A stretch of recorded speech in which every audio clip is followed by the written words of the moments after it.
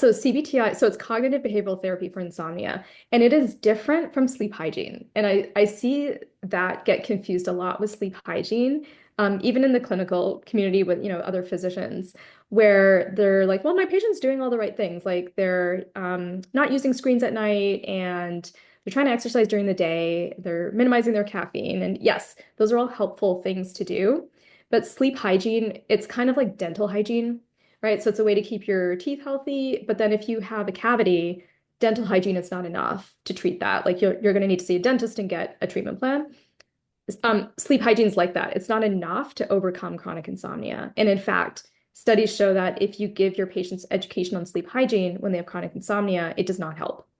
So CBTI, what it does is it addresses the cognitions, so those unhelpful thoughts that might be playing into the insomnia. So, for example, someone who doesn't have chronic insomnia, if they have a bad night of sleep, they're like, whatever. Like they don't even think about it. I'm like, okay, whatever. I had a horrible night's sleep and I'll just go to bed tonight, whatever.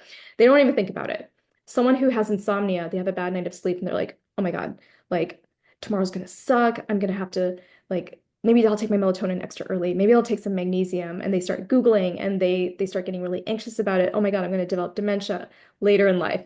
So they start to have this like a lot of catastrophizing and anxiety around it. And they start putting more effort into trying to sleep. And this is the great paradox of sleep, that the harder you try, the more elusive it becomes. Yes, so CBTI addresses that, but there's other components too. So there's behavioral things like sleep efficiency training. So we really want to improve their sleep efficiency with less of a focus on sleep duration, but just making sure sleep is consolidated and better quality.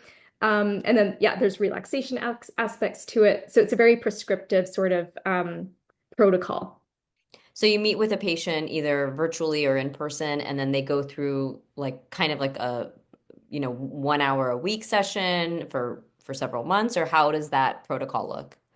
Yeah, it's such a great question. So I think what's really exciting is that now with technology, there's lots of different ways that CBTI can be administered.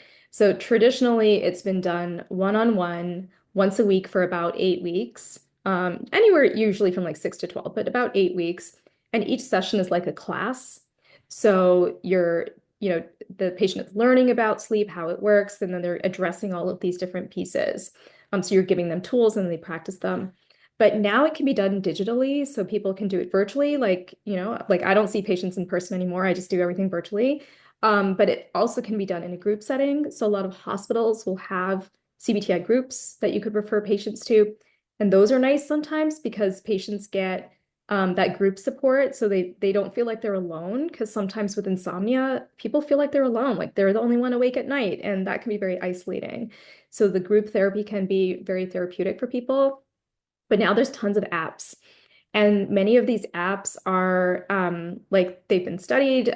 There's one called Sleepio that was designed by Professor Colin Espy. He's one of the big names in the world of behavioral sleep medicine.